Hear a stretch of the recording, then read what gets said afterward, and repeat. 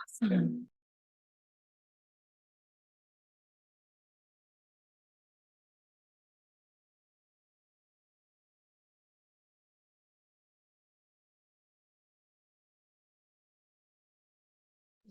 Good catch. Yeah. Saxon. Here. Lovell, Here. Hutchin, Here. Fleck, Here. Hensley, Here. Keating, Johnston, Here. Plummer, Missionary, Arkin. Oh, she's here, but she's still on a call, but she's Oh, here. okay. Kenyon. Joined on. Yep, Dawn is here. Oh, she's saying here, I heard her. Yep, our volume was down though. We gotcha. It worked, I heard her. All It right, was just quiet. okay. Leno's, Here. Metzler, Here. Rue, Here. Schmuck. Here. Oh, thank you. So we've got a good quorum. And did everybody have a chance to review the March budget meeting minutes? Great. And I'll entertain a motion to approve them. Move to approve the minutes? Okay, is that there? Do I hear a second? Second. Second, any discussion? All in favor, say aye. Aye. Aye. All right. Pose same sign. Okay, motion carried. And now we have time for the proposed budget presentation. Awesome, thank you. Well, that will be myself and Christina. First, I want to start off by introducing Christina Ward. She is our finance manager, and at the last board meeting, she was appointed our budget officer, though she had not yet started employment with us. Do you want It was to? voluntold. Yes, so that's good. voluntold. If you'd like to say a few things about yourself. Sure. I'm Christina. I originally was born and raised in Oklahoma. During the pandemic, I decided I always had wanted to retire to the Oregon coast, and I thought when the pandemic hit, perhaps I shouldn't wait till I retire. I should go live that life sooner than later. So that brought me to Oregon. I thought I wanted to be on the coast, but I soon realized that the employment opportunities just weren't panning out on the coast. So I found my way to Eugene, and recently I was working at Mobility International, for the last couple of years, if anyone's familiar with that Yep. wonderful organization. Yep. I am still offering them support as they transition into their next hire. They haven't selected anybody yet, so yeah, I kind of a half of a foot still over there and the rest of me over here. I started here on March 18th, right? Is that the day? Yeah. And I just hit the ground running on day one. So yeah, I've learned a tremendous amount in the last 3 weeks and looking forward to considering this organization for the foreseeable future. Yeah, welcome. Thank you. Really nice to have Christina here and appreciate her effort that she has paid. Before Susanna did leave on medical leave from our last meeting to this one. And so in that, there's been help that's been certainly provided from a lot of different places in the organization to help manage Susanna entering medical leave and making sure all the responsibilities are done. And Christina has been very helpful in diving into a budget that was like 80 to 90% of the way there, but needed a little bit of effort to bring it home. So she's a resource, and as time goes on, will become even more of a resource. Hi, Matt. I see that you're joined. And Lisa, if you want to sit at the table up there, I think there's a spot for you. Thank you. Heather, will you share the screen to that? And then you'll just hit the from beginning button up there. Do you want to go over there so you can click? Yes, Or I'll do do this? Yeah.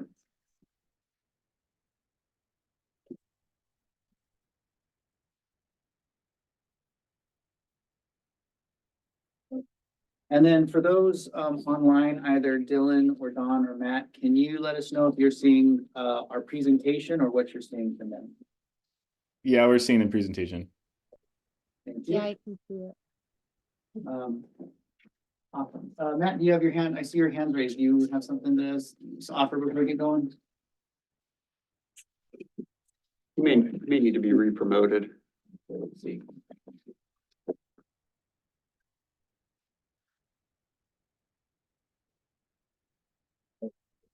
And that.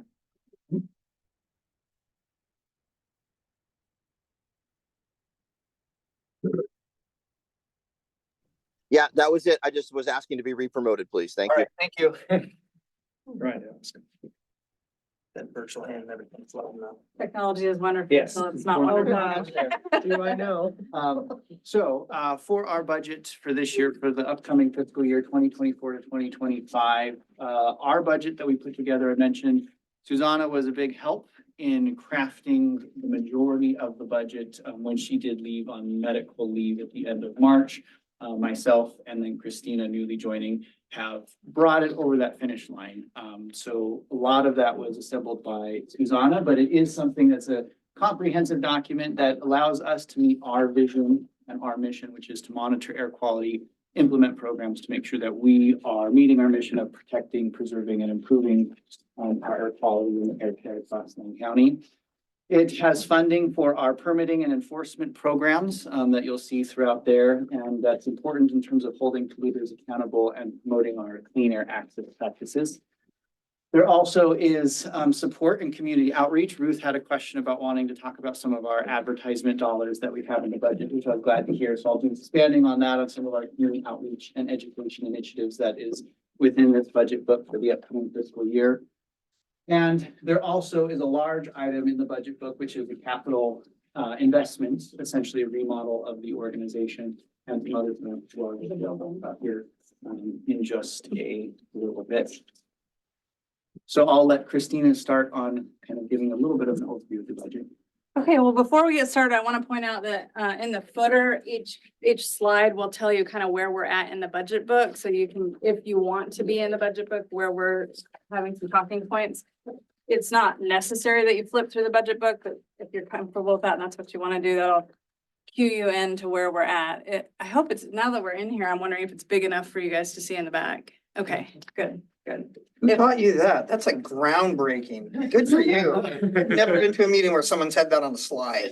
Well, that was. Well done already. Does she get a raise? We can just say I'm done and I'll just. Yeah. It was very much her idea. We had a dry run yesterday and she was like, I know that we sort of have finished the presentation, but can we make one more addition? And that was the addition, so.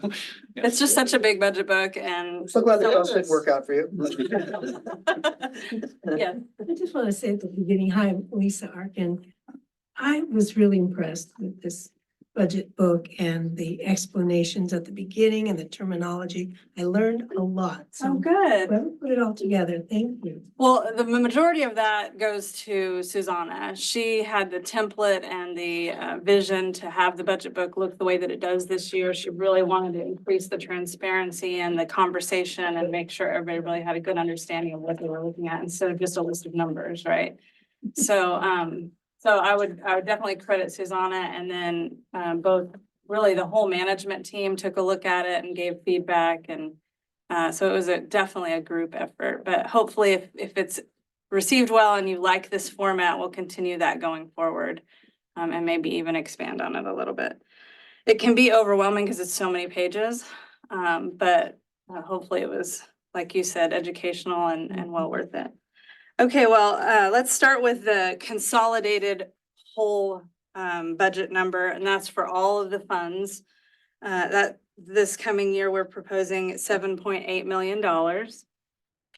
And then of that, the general fund portion is $4.5 million. So the part that you usually really, I think, dive into is the general budget. But I wanted to tell you that the consolidated budget page is all of the funds together in one piece. So that'll help you with that. We are following those governance and compliance laws and rules as far as our budgeting process goes.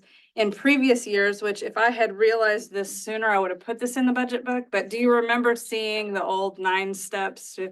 So we're still following that. We just didn't put it in the budget book. So next year, I'll put it back in the budget book just to remind everybody what that process is and how we're complying with it.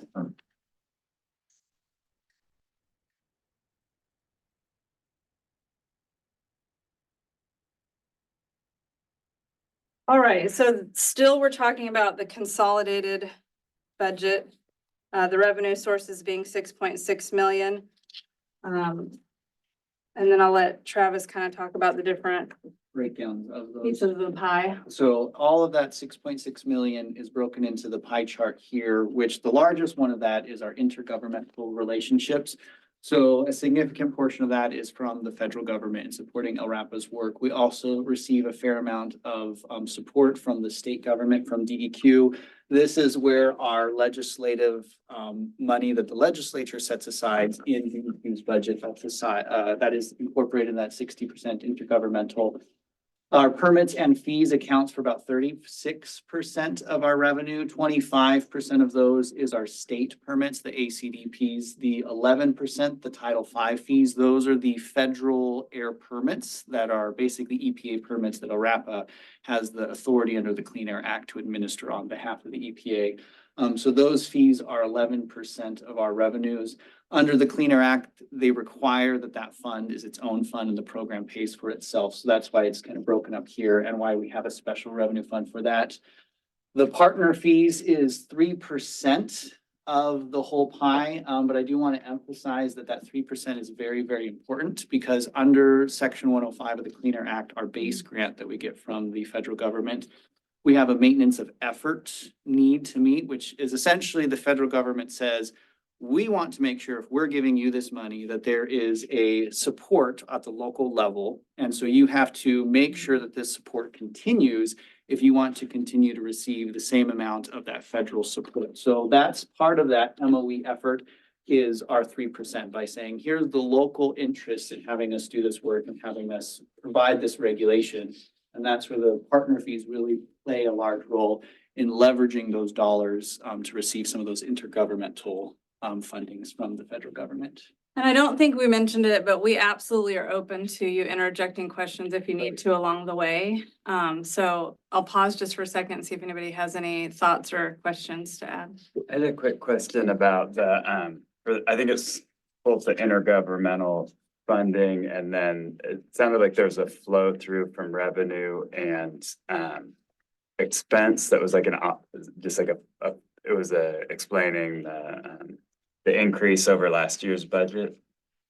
I don't know if I was following that exactly. Was I understanding that right? That this, I didn't know if it was a one-time or a continuous thing, but it was. So we have some of our pass-through dollars that we have to continue to do. There's a number of different things within our budget that we do. Part of that would be included in this intergovernmental would be one of the things in our Section 105 base grant is we support the Northwest AirQuest, which is a University of Washington item that they run some forecasting models. And that's something that would be a pass-through dollars that we pass through. Another component of this intergovernmental is all of our targeted airshed grants and our upcoming EJ government to government grant. A large majority of those dollars are pass-through dollars. And in our targeted airshed grant, and I think this might be what you were referring to, there is an increase in some of the outgoing expenses for this year. And that is attributed to the program itself up at Oak Ridge implementing the grant. They're at a place where all of the programmatic elements are really plugged in and things are working really well. And so a lot of homes are able to move through that program more efficiently. And as a result of that, there will be more installing ductless heat pumps and installing, swapping out wood stoves. And so accounting for that increase in productivity from our local partners in Oak Ridge is where there is an increase in that. And that does count as a pass-through dollar for us. So I think that's what you're referring to, but. Yeah, I was just trying to, I saw the big increase in the intergovernmental revenue and then it looked like maybe materials and services, like just looking at the 16 one. And it looked like those were kind of offsetting things and I didn't know how much of it was offsetting versus just a change from last year with not. Any insights from you on that perspective, Christina? I would have to get back to you. I would have to dig into it and get back to you. But I do think it's probably the increase in the tag 1 and tag 2 activities. As we go through this, Adam, if you want to point out kind of where on that line you're looking at so we can. Okay, yeah. Understand that more fully to get at that. Okay, thanks. And then bring it back up when we get, if you see, we get to where it is that your question is revolving around. Thank you. So expenditure categories, this is again, the consolidated all the funds together. It's $7.8 million. And so the breakdown of that, material and services, the 49%, that's a lot of our Operational expenses, so like monitoring, for example, that is included in that. And monitoring is something that is a large expense for our materials and services. Our hazardous air pollution monitoring takes a lot of equipment, as Lance could talk to if you wanted to get more into that. Another large portion of that is the personnel expenditures of 25%. The workforce is really important to make sure that we have some skilled subject matter experts who are able to do the work that we have. And then this year, which is a little bit more unique, I would say, is our capital outlay at 18%. Larger this year because of some infrastructure upgrades we're planning, such as remodeling our office, which will allow us to do things like have our meetings here as opposed to being at the Jesse Main Room at the city of Springfield. We'll have more of an ability and space to have that at our office, which will be helpful for like public hearings and other items. We'll be able to facilitate that more effectively. Yeah. Travis, we have personnel at 33 Yeah, I was just gonna say that, yep. on our, Oh, did you copy and paste from maybe the Oh. old version? I potentially pulled from that. well, the one. 33 would get you to 100%. How many numbers not adding up? Yeah. Well, pretend this slideshow says 33 right here. Yes. And which would make sense considering it's not. Thank you. Peters, for that. As many people have looked at this little presentation, none of us got that. Yeah. So, thank you. Thank you. Yeah. So full-time, yeah, go ahead. Yeah, personnel expenditures, I know with changes in, insurance, all that kind of stuff, are they relatively flat across the years, or have they really taken a spike? The personnel expenditures have been fairly similar. I think that this coming year, we're seeing more contractual increases. We had some temps that were brought in, a number of other things, but as far as the personnel, that is about the same. We've remained at 19 FTE throughout the years for several years, so, And we'll get into that here. which is a good segue to our next Yes. slide. So here's a breakdown of how that FTE spreads out across the funds. About 14 or so staff is general fund supported. The special revenue fund, that's that Title V fund that has to be by the Cleaner Act, sort of its own game. That's about 4 individuals or so. And then the grant fund is about 1 FTE, a 0.9. And that's a total of 19, which is where our organization has been since before I even started, and I started in 2020. We did move some of those FTEs throughout the department. So this is a little bit more of a breakdown department to department. This chart here is what we were at sort of our current year, and this is what's proposed.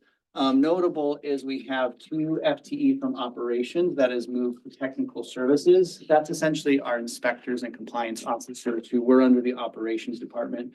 Susanna recognized that having 1 working manager manage 8 staff can be a real challenge. And so there would be benefit from having a little bit more equity in terms of the workflow being split up there.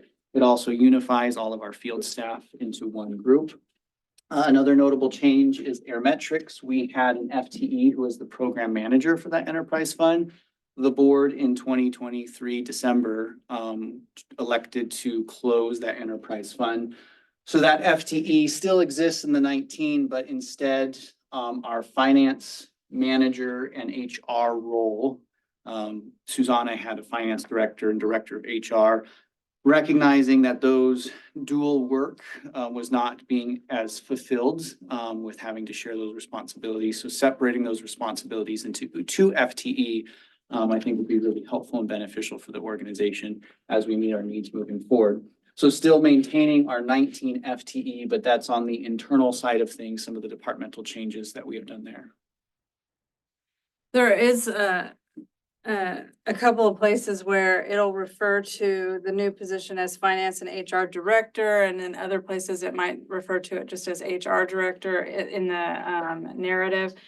The reason for the inconsistencies is I think we haven't exactly solved that equation yet. And so once Susanna comes back from medical leave and once we have a director in place, we can solidify what those positions exactly are going to look like. So they're a little bit still unknown at this point, and that's why there's a little bit of inconsistency throughout the document on that title. The org chart is on page 12, and it refers to the HR position as finance and HR director. And I think that's just part of that legacy of it hadn't been pulled apart yet. So the org chart as it currently looks hasn't been split up, but leaning, that position certainly leaning more towards HR as our organization really needs a focus on HR these days. Yeah. So, that's the intent, is to have that HR position be a full position. I also see benefit in terms of, from an operations manual for the organization, that is an FTE that can have some time and resources to make sure that our operations manual is reflecting of the current work and the current processes. And as current work and current processes change over time, they would be the individual responsible for making sure that the operations manual stays updated to reflect those things. So when we have transition from a manager, executive leader transition, or even just staff in general, that can be a smoother transition when you lose some of that loss of insight as people transition away from the organization. So on that Yeah. point, as you identified on the org chart, I'm seeing 3 positions handling finance. And So- trying to So understand that. currently, as it's actually being done, there's my position, finance manager, and then 2 people under me, one that focuses on AR and or accounts receivables, and one that focuses on account payable. So there are 3. With the director position transitioning more to just HR. And then we have Colleen, who is our enforcement manager, and finance and enforcement manager is the title, and that finance component to it incorporates payroll. Colleen holds on to the Oh. payroll responsibilities. But we are cross-training our accounts payable person to be able to do payroll in the event that Colleen's not available, or if we see later on that we're ready to transition that permanently into just the finance team. So still an unknown on that. But the way that it's working right now, Colleen is still doing payroll. So that's why Okay. she's held on to that little piece of her title. You're mainly the enforcement manager. So she's, just yesterday, I think I mentioned to her, I'd like to understand the dotted line between her and I a little bit more, you know? So that needs some formality put to it as well. Okay, So on to the general fund. now let's talk about just the general fund portion, which starts on page 20 of your budget book. I do want to mention that thank you to Max. He found an error in the original budget book that we sent out. On the 9th, I corrected it and we put a revised version then yesterday out to everyone and on the website. And what we've printed for you today is a revised version. So if you're looking at an old printout that you brought, you may have some different numbers. And I will tell you exactly where those numbers are. So on page, let me get there. 22. I'm gonna hold my little highlight up so you can see. I don't know if I'm good on the camera, but about halfway down the page, I've highlighted some numbers on my own version. The ACDP and the Cleaner Air Act Oregon permit fees for the estimated 23-24 numbers, and then consequently the proposed budget numbers. I believe Susanna was using a forecasting tool that was estimating the amount we had received so far each month, and then forecasting that we would continue to receive that level of funding throughout the end of the year. But in reality, those fees come in seasonally and not throughout the year. So her forecasting tool just didn't catch that. And so she had an elevated number. It was over $1 million, I think, that we would be receiving as revenue from those 2 sources. And that was incorrect. So I have corrected it with Max's help. Thank you so much, Max. It really, for the anticipated estimated revenue for those 2 line items are more in line with what we've actually budgeted. There's not some increase in that we hadn't expected. So that was an error. And that affected then you just do a 4% and a 3% increase over those numbers for next year's budget. So that affected the bottom line number. The ending fund balance is quite a bit different than what it was printed in the old book. So the actual ending fund balance now is 2.9 million. Before we go on, does anybody have any questions about that? I was gonna actually ask you about beginning for this year, but it's changed as well. Right, because that affected the beginning balance, yeah.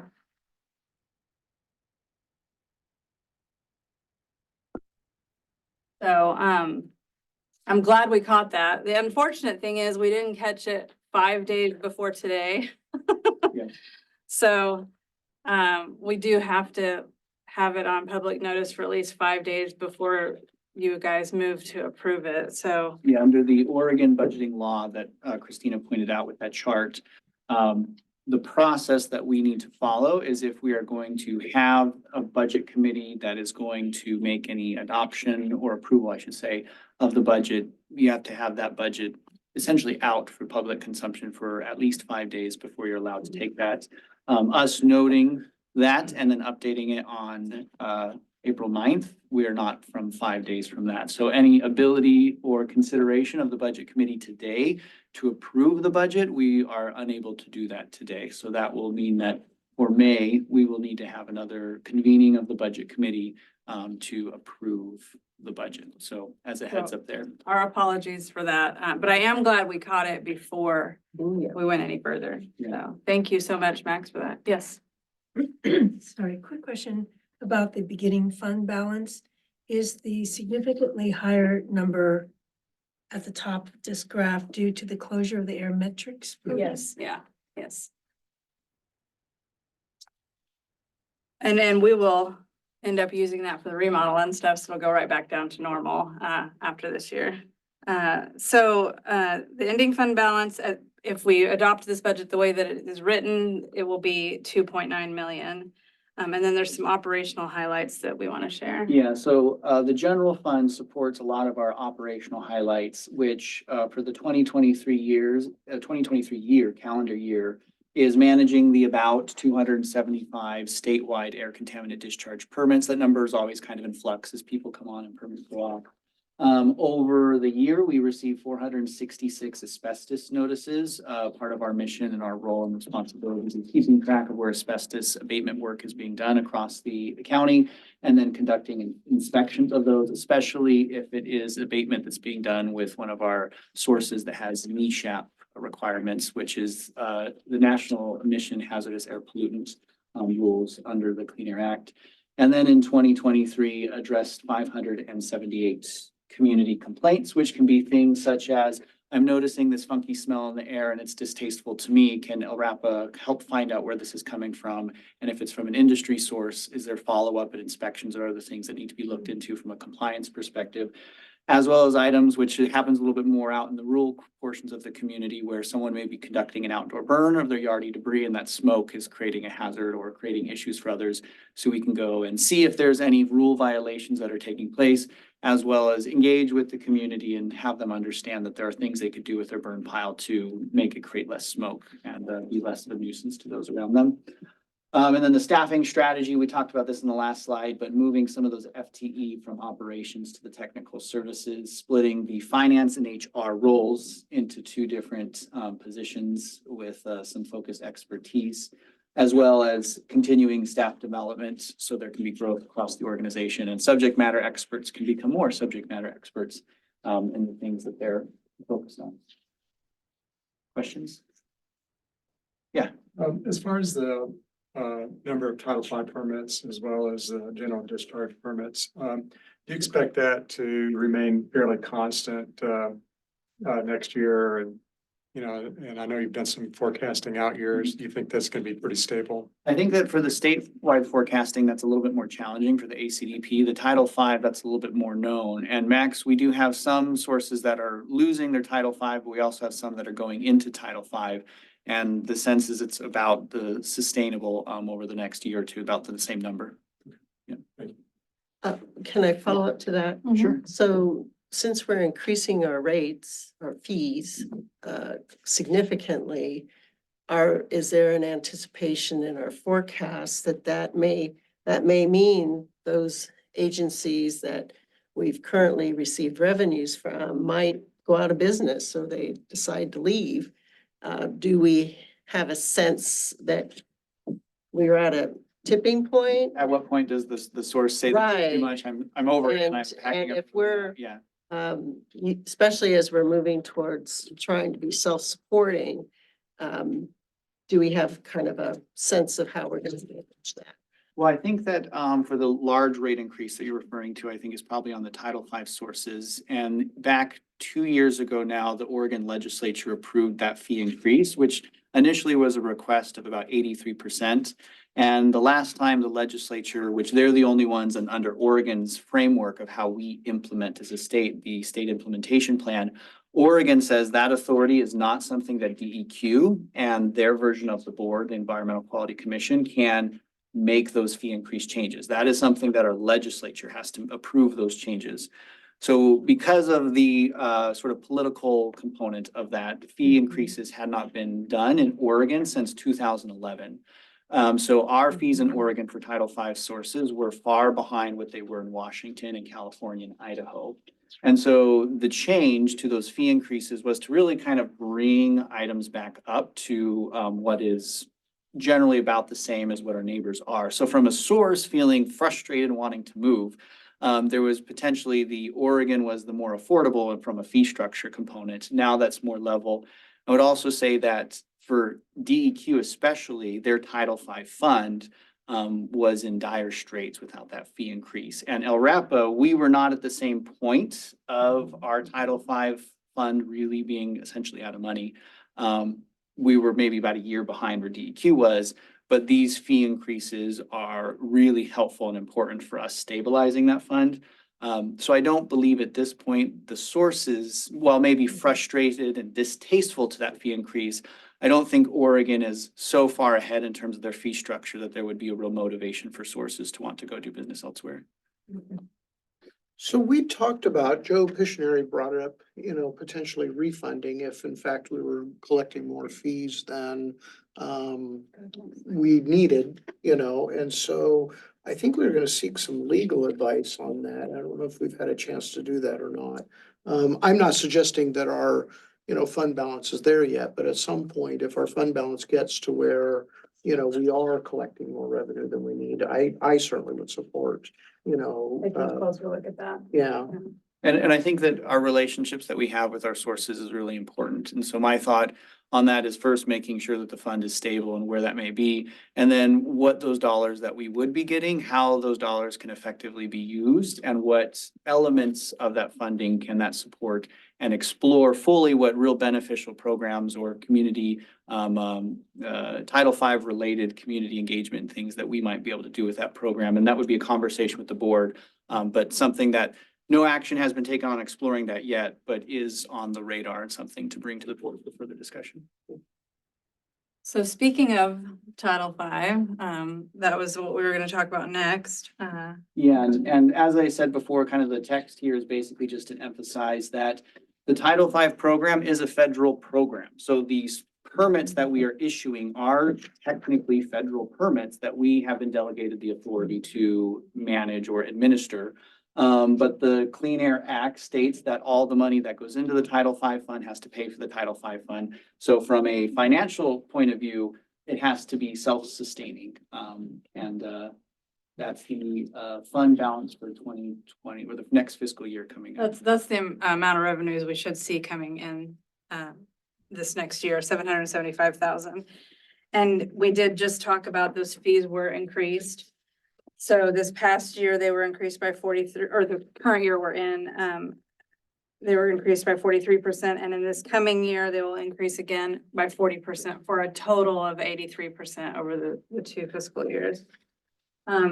Following that model, it will leave us with a prudent reserve, not an excessive reserve of just $300,000. So while that is a huge improvement over how this fund has run in the past, it is not, crazy, I guess is a good way to say it. Does anybody have any other thoughts or questions about Title V? Yes. Not speaking about Title V, but about that prudent reserve number, just out of curiosity, how many months out of operating costs is that for LRAPA?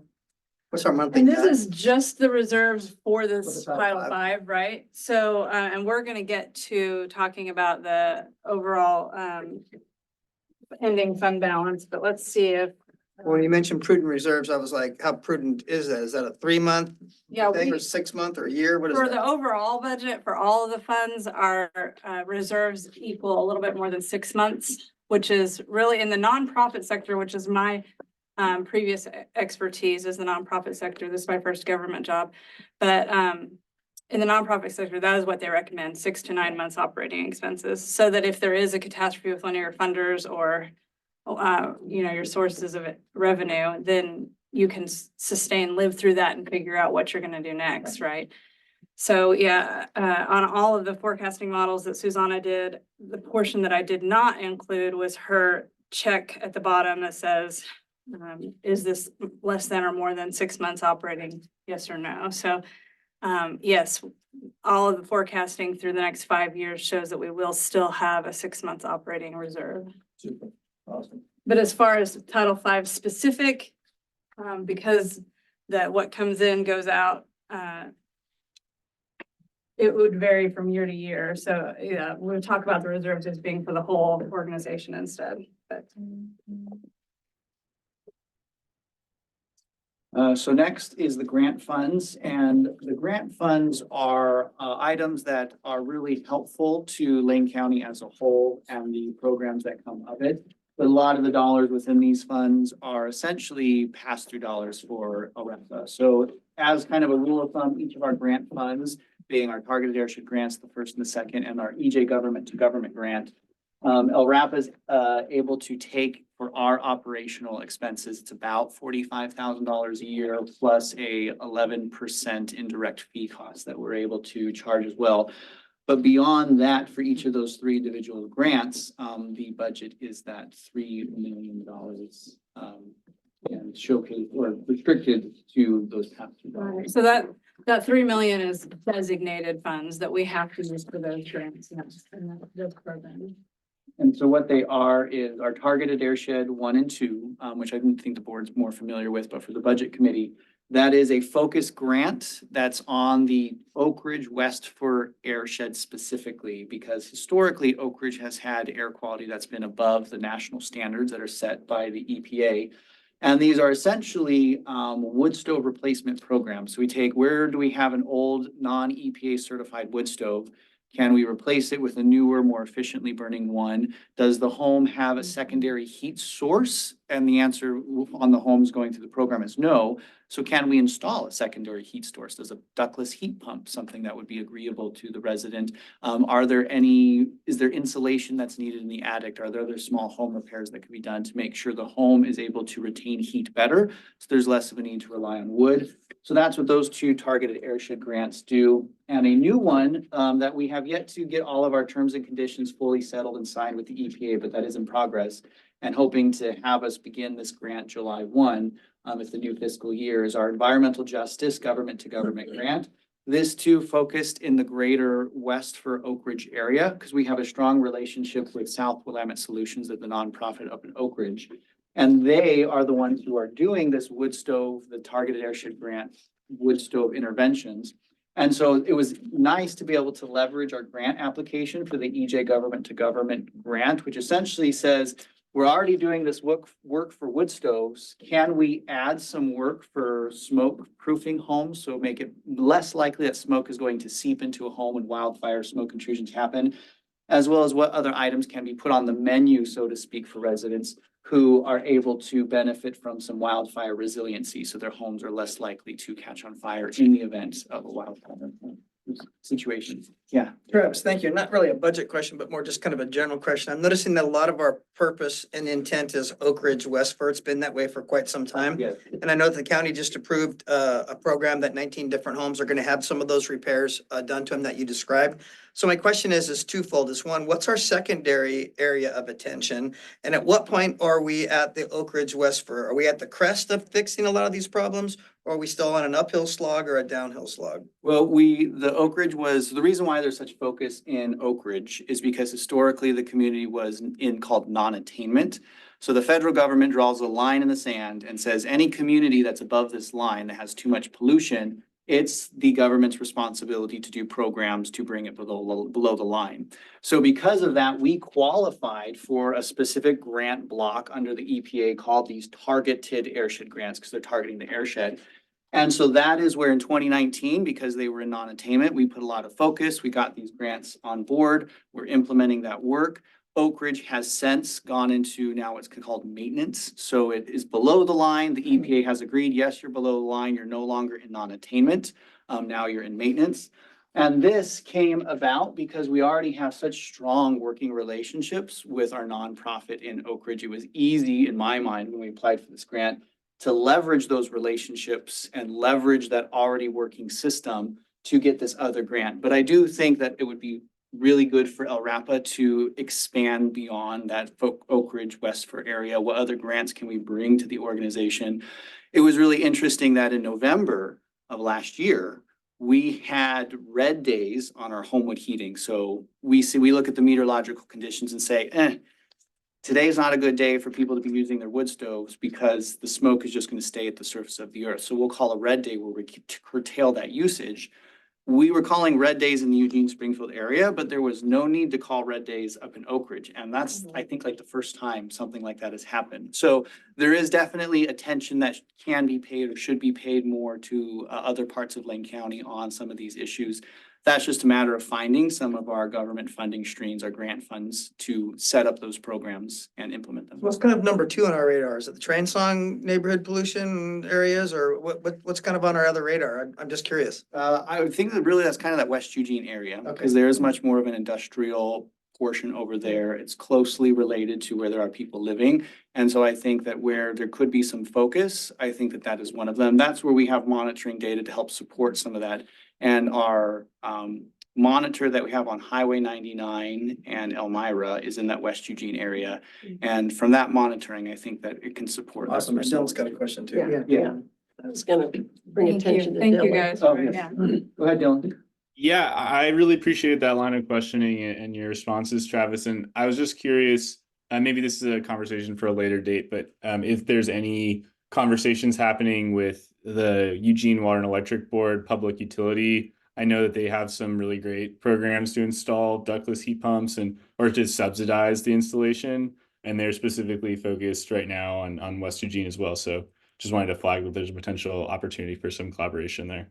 Yeah, actually, Dylan, there's a lot that I could say on that. And so for the sake of time, I'll just be brief. But El Rapa is participated with this group that we're calling ourselves the Lane Climate Collaborative, so LCC. And this is the city of Eugene, Springfield, El Rapa, LTD, eWeb, University of Oregon Sustainability Office. And I think there's another partner that I'm missing out on. But that came about, actually it started last spring when myself and another staffer who's not here, Amanda Atkins, who was at the time working in the grant space with me, we reached out to Lane County and we said, there are these CPRG, climate pollution reduction grants that are coming down the line from the EPA. We should really be coordinated because the EPA wants partner applications. So let's form a partnership, explore some grant opportunities. And that conversation grew to this larger group where we're trying to coordinate and see what opportunities exist that we can collaborate on. We didn't end up applying for any CPRG funding because as the EPA released their notice of intent for funding, it became clear that we were maybe a little bit too small potatoes for the grant sizes that they were wanting to apply. So instead, we got ourselves locally organized to make sure that the state's PCAP, the Priority Climate Action Plan, which is something the EPA wants, that our local Lane County perspective on what should be in that PCAP was included and provided to the state, which they've taken that information. That will inform their grant applications under the CPRG. So to your question, Dylan, that's where some of that coordination is taking place, and we meet monthly and I'm on those meetings. So. Thank you. That's really helpful. And yeah, I'll maybe follow up with an email to you, Travis, if that's all right. Yeah. Perfect. Thank you.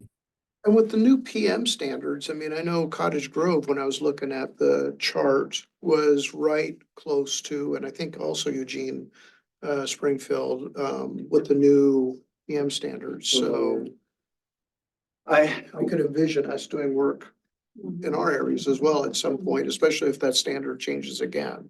Yeah, Lance will be kind of our subject matter expertise. As I understand it, Oak Ridge is again the one that could potentially be an issue, but that's all wildfire. Yeah, when you eliminate wildfire, we're all kind of safe except Oak Ridge. So even without wildfire, they're a little closer to the standard, but Cottage Grove is it's second. Yeah, I was just gonna say, cause I'm looking at it, and, you know, we're getting a lot of what's coming down the valley to the end where we're at. Toe of the sock or whatever. Sure, I love that number. Man, I can smell it happening already. Quite the visual. It's lunchtime. Come on, man. Well, Thank moving you. right along to spending more money. Yes. So this is the capital outlay slide. So our capital outlay is a $1.43 million investment that's in our infrastructure as well as some technology for the next fiscal year. I think this is something that I'm really looking forward to. I do think that for those who have been in the office, it has not been touched when we first got it in the 90s when it was a credit union. The carpet's not quite shag, but it's like close to being shag. It's shaggy.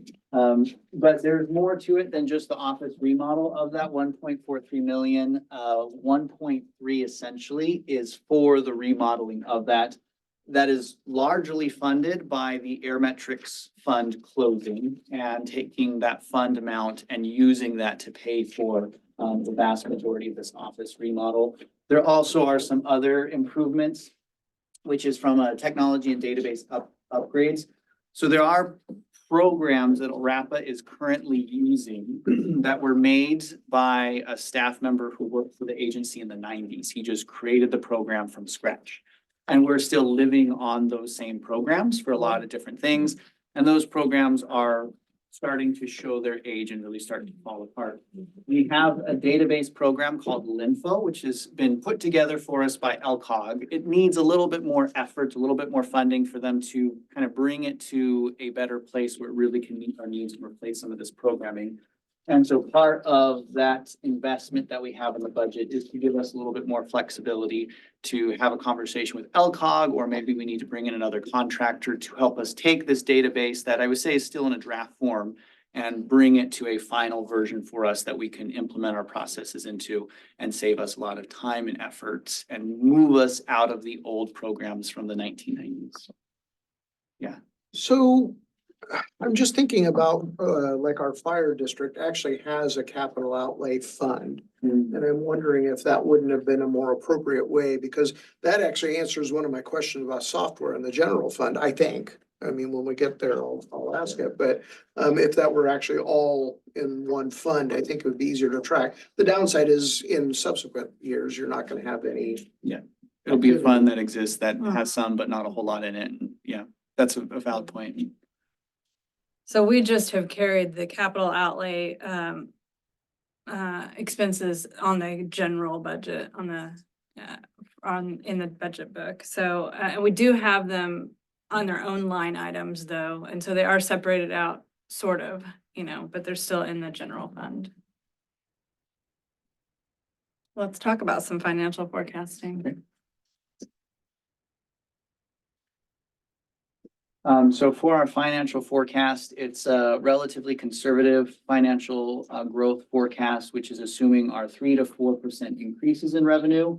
One of the things I do want to point out though is our permit fees. These are the ACDP, the state permit fees. Those are set by rule.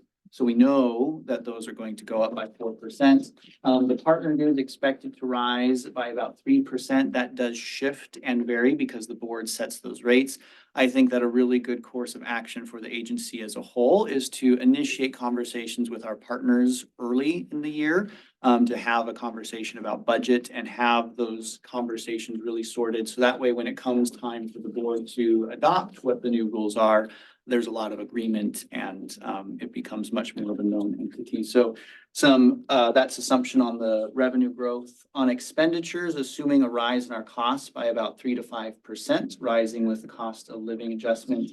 Also seeing operational expenses to forecast to increase by 4% yearly. Another assumption in our forecasts is that the Fund balances are stable, and aside from seeing a dip this year because of our capital investments, those fund balances are stable in this forecast. And reserves maintained with 6 months operating expenses, providing a solid foundation for us to navigate any of the unknowns that happens in life. So quick question on that. I'm looking at some of what your, expectations are. And under PERS, it talks about a 2% increase every 2 years. Yet I'm assuming that's based on wages going up. But I'm also noticing that in your other section, you talk about that we went from a 9 point something to 11 point something increase just in this year alone, which is going to be in addition to the wage increases. So I guess I'm questioning the forecasting. Yes. I would say that on that, probably both myself and Christina are leaning on our loss resource of Suzanne in those decisions, but I think that that's a place where we can look into that more closely and try to understand what the thought process was that Susanna was going through when she put that in, see if we agree with that thought process, or maybe we have a disagreement and we have a change to implement. So it's important to note that on the forecasting, so that's just best guess, right? So each year when we do this process of forecasting, we have new knowledge. So it just because the forecast says what it says right now for the next 5 years, doesn't mean next year we won't go, oh, there was something we should have considered. So now the forecast looks a little different. So just keep that in mind. The forecast is not etched in stone by any stretch of the imagination. It's just to try to help us sort of at least from a high level plan and make sure that we're stable and the growth is what is conservatively reflected as far as revenues go. Probably could have been a little bit higher assumptions to be more of a conservative forecast for our ending fund balances. But it is just that she went conservative on both sides with not making the expenses too much of a hit on the forecast. Now, I believe the increase to 11 is within this budget. So every 2 years increase by 2% is after that initial increase. So she's talking about in the future, it going up 2 more percent. And I don't understand that every other year, but that's something to do with how PERS is set up. But I think though that to the point of PERS is a pinch point and heartburn for a lot of organizations. And now that we're eating from the, yes, now that we are partaking in that meal, we should be prepared for some potential future heartburn. And so give that more of our attention. So that way we can be confident. Yeah. Well, just reflecting on Mike's comment is when you look at page 30, the increase on the PERS almost doubled from the current year to the proposed budget. Yeah, I was gonna ask about that in the So general that's fund, more than too, 11. because I have 42% increase. So I think But I think you were saying in the narrative that the employer side had to be paid in, and that might be why there's more versus what's really coming out. PERS is projecting an 18% increase for 24, 25 or 27. And I just ran some numbers, and at 18%, the payroll comes to about 353,000. You guys have 333,000. So it's pretty close projected for next year. Now, is that overall, including tier 1 and 2? Because that's gonna be a different thing. There's no, so I got the report here. There's just a normal cost. There's no a UAL at this point for the rate. There's no, but there is a liability, 327,000. Right. No, I get it. Yeah, so I get it. which then let me ask this question. So for the existing or the old pension system, is there any liability on that at this still? And you're amortizing it down, what, 900? Yeah, so on that, as we moved into PERS, the conversation with staff at the time was, for those who are interested in PERS, here's an opportunity, and those who are not interested in PERS, we had a Voya retirement plan that we would still maintain and keep for those staff members. Everybody but one staff member moved into the PERS program, and so we have one who is still with that continuing Voya plan. You And still got a liability somewhere if they didn't calculate if they calculate like PERS, that you've got to have a liability. What was your input, There were Colleen? actually 3 that stayed with Voya. Oh. And, and Trinidad was one of them when he left. Kelly's retiring, so there will be one, Right. oh, okay. but it's. Currently 3, but about to be 1. We have 2 right now, but after the end of this month, we'll just have 1. But there were 3. So that's just a 401k style?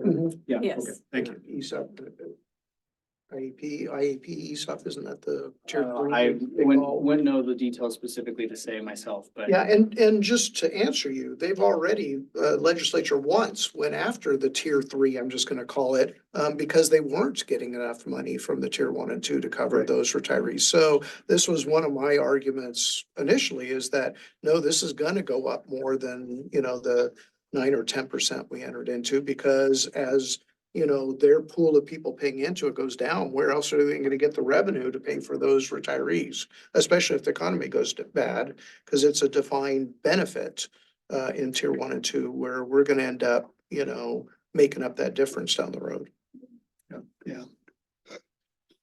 So that's a spot where the forecasting tool can only be as good of a guess as it can be. And as we gain more knowledge each year or determinations are made from the PERS side of things, then we'll adjust that forecast to help us have a better picture of what the future looks like. My crystal ball is dusty right now, so can't really hone in on that. But to the liability question about how are we carrying the liability for the old retirement plan and the new retirement plan? Let's add that to the list of things for me to get back to everybody on next Friday.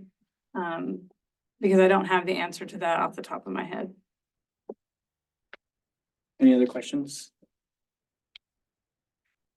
So this is more of a concluding slide for us, but this budget helps El Rapa support its mission and reach our core aim of enhancing our air quality, protecting the air quality, and then a continuous improvement of air quality, as well as being keyed in with local stakeholders to make sure that they are informed and updated.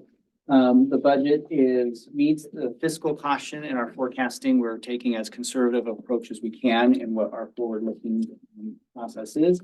And I feel that this budget is something that will be a great step forward to helping El Rapa really grow and be a real resource to Lake County. So that's kind of the end of what we had to present. Thank you for your questions. Other than the retirement related liability question, is there any other questions that we need to make sure we have on the follow-up Friday email? Yes. I don't know if this requires a follow-up, but there's one question. It's a pretty small line item, but the interest revenue, it's about $50,000. Could you just at a high level tell us what the how we do cash management and how we're generating that interest income? So we have accounts with, and I'm gonna forget the acronym. It's the pool, Local investment. yes, say it again. Oh, The LGIP, thank you. I've been here 3 weeks, so acronyms are overwhelming, I'll tell you that. Oh, there you go. So we have investments in that account. That's where most of our interest is coming from. And so we get, I believe, quarterly statements from that tell us what our interest is posted to that. And we then carry that on our general budget line item. I believe it's in the general budget. Am I correct? It is. Yeah. Yeah. And so we post that quarterly, just as. Got it. I was just wondering if we have flexibility to generate more. I mean, we have some pretty substantial cash balances and, higher rates may be here for a while. It's not a ton of money, but it's $100,000 or a couple $100,000. It's nothing Yeah, to if you shake a can stick at. Have your money grow, that's great, right? When your money works for you, that's what you want, right? Yeah, like I So- think my Vanguard money account right now, it's like 5.3% or something. And if I'm doing the math correctly, we're in the low ones maybe. So, and it may just be that there's not a lot of flexibility given the nature of this organization, but I'm Right. just. Right, so the board's curious. current strategy is through that LGIP fund. It might be worth looking at some other options. I don't know, off the top of my head, what our commitment is to not withdrawing any of those funds, like to invest them in CDs or something else. Yep. I know the organization that I just came from, Mobility International, I'm sure they wouldn't mind me sharing this. We have some CDs right now that are growing at an astounding rate, upwards of almost 6%. Yeah. So, so that's been fun. But there are challenges with that. Somebody has to manage going and pulling the money out and investing in the CD and maintaining those CDs and making sure they roll over at the proper rate. If you don't roll it over soon enough, sometimes it defaults to a different rate. And if you cash it out, then you have penalties. And so that would definitely be an in-depth conversation we would want to have as a strategic planning type conversation. And I don't think we're ready for that right now. And there's some other That's helpful. Thank you. complexities. All of government funding has to be FDIC insured, so you're, you know, kind of limited there unless you go with the Cedars, you know, type of setup. The other question though is like on tag grants. I'm thinking about some of my federal funding that if we actually get interest on it, we actually have to put it towards the program. We can't Right. actually use it ourselves. Or So, sometimes you have to refund that back to the funder as well. So just depending on the requirements of the grant. So so there's, it's complicated. it is. Good answer. Thank you for. Yeah, that's helpful. Thank you both. Were you going to inform us why the increase in the marketing and Oh, public outreach Yes, in the thank I'd love budget? to go through every line, to be honest. Okay. Sorry. Dylan's got a question in a matter of time. Except we're gonna run out of time. Yeah, we're up against time here too. so I think Time that is up. so historically, something that El Rapa did, and I think this started under Nasser, but I think this can be a very helpful tradition, is we would have the Friday updates, which we have a couple items here that we want to send out for Friday updates. So not tomorrow, but next Friday, sending out to everybody here at the Budget Committee, more of an insight into some of those things. Mike, if you have some of Why those don't I lineups. just connect after the Okay. meeting? Is that okay? Yeah. And also, if you feel like you have a burning question that maybe you didn't want to bring up in the middle of this meeting and you just want some explanation of something, feel free to email. My email was up on the screen, but it's cward@lrapa.org. And so if it's just a little clarification that you need, feel free to email me. If it's something you want to bring up for the whole group, let me know that, and I'll just add it to the Friday email. Let people know what your question was and the answer. So that's another way we can approach that. But let's approach your question, Yeah. because it was Yeah. kind of a side conversation right before the meeting, and we want to share that out. So Ruth asked that there's an increase in the public, education. And that is an effort that I'm wanting to do in the new fiscal year, which is we have UPS or USPS, I should say, has an every door mailer program, which we have used in the past when we have a particular source that is going through Cleaner Org and we have mailed some postcards around that source for a certain distance. I would like to mail out an every door mailing to essentially all of the greater Eugene Springfield metro area that is strategically planned on when this mail out happens, so it coincides right as wildfire season starts. So ideally, in my head, as smoke starts to move on in, people are seeing really poor elevated air quality. They will receive a postcard in the mail that says, hey, we are El Rapa. Here's a place where you can look up where the air quality is. Here's a resource you can follow through the QR code. That's here are actions you can take to keep your indoor air quality from degrading and becoming worse. And coordinating some of that delivery of information that people are seeking as it's happening. And then a second component to that is a smaller mail out that is focused on making people aware of our Homewood heating program in terms of when we say it's a green, yellow, red day. And that being more focused in where we send out those every door mailers, that we can be informed on where we are receiving complaints from the community. And I think that incorporating our complaints that we receive from the community and some of the decision-making processes is one of those benefits that the database that we're hoping to invest in over the next fiscal year will be helpful for us taking data that's in more updated programs that we're able to expect more and use that data to inform some of our outreach and some of our other decisions. And so Homewood heating being one of those things that mail out of postcards through every door mailing is an approach there. Any other questions? There was an online question, wasn't there? Thanks. I think he dropped his hand when you offered. Yeah, he took off for a conflict. Oh, Oh, okay. Well, I'll reach out to him and see if he has anything to ask for the Friday follow-up. well, thank you. Thank you for the Yeah, presentation. you're Appreciate welcome. the Our pleasure. information. For the committee, is there any other questions, any other issues? Okay, we know we've got a meeting in May. Yeah, so that will be the second Thursday of May at 11 o'clock. We'll get coordinated, Heather will get that on the calendar, so everybody has that. And at that meeting, we'll finish questions, go through more of a specific line item of all of the items, and then hopefully be prepared to adopt or to approve, excuse me, the budget. Yes. I'll entertain a motion to adjourn. Move to adjourn. Stephen, is that seconded? Second. Okay, all in favor, say aye. Thank you all for taking. We have lunch here, so please help yourself. Like, we appreciate your time. Oh, yeah, it's our flavor for it.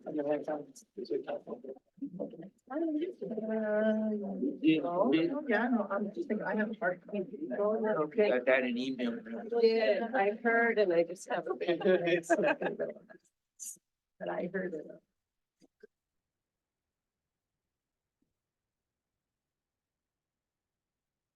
Now.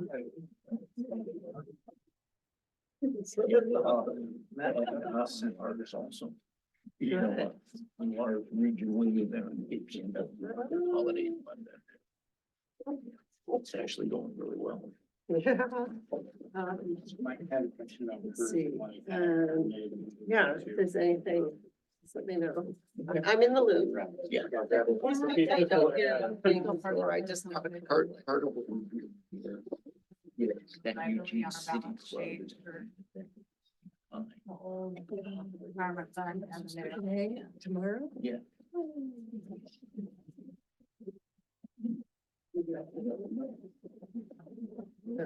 Oh, yeah, I've got a whole sheet for. Yes, well, I just kind of interested to kind of look through what you highlighted and what you didn't highlight. Well, some of it, I'm assuming is just the capital improvement. Yeah. Some of it is like our audit expense. Why in the world does it Oh, really?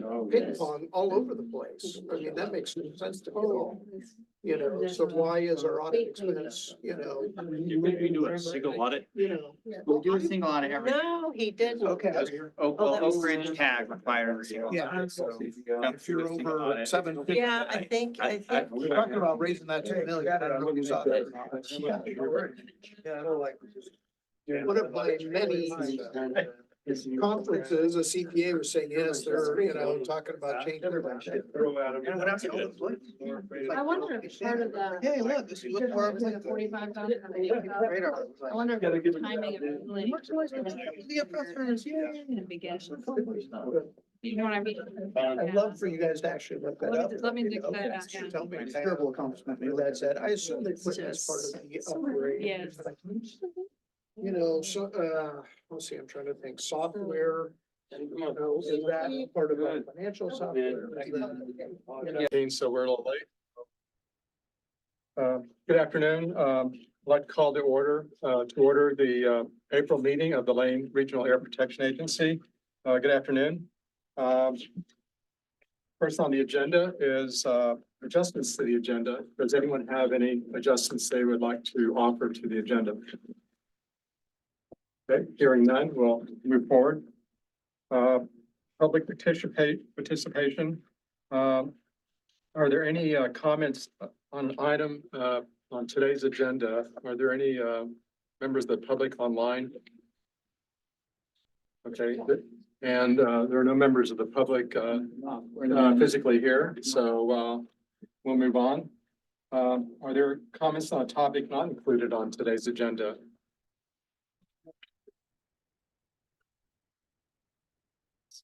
I guess. Okay, there's no one on the from the public or at the meeting here, so we'll move forward on that. Are there comments from board members? Again, just for the record, we had our budget committee meeting prior to this meeting, and just want to commend Christina, our new staff person, as well as other staff for an excellent presentation on the draft budget. So very thorough, and we appreciate the effort on the presentation. Okay, if there are no other comments from board members, I'd like to move now to item 5. Consent agenda. Consent items, approval of minutes from the March 14th board meeting, as well as approval of the financial report, February 2024. Is there a motion to approve the consent items?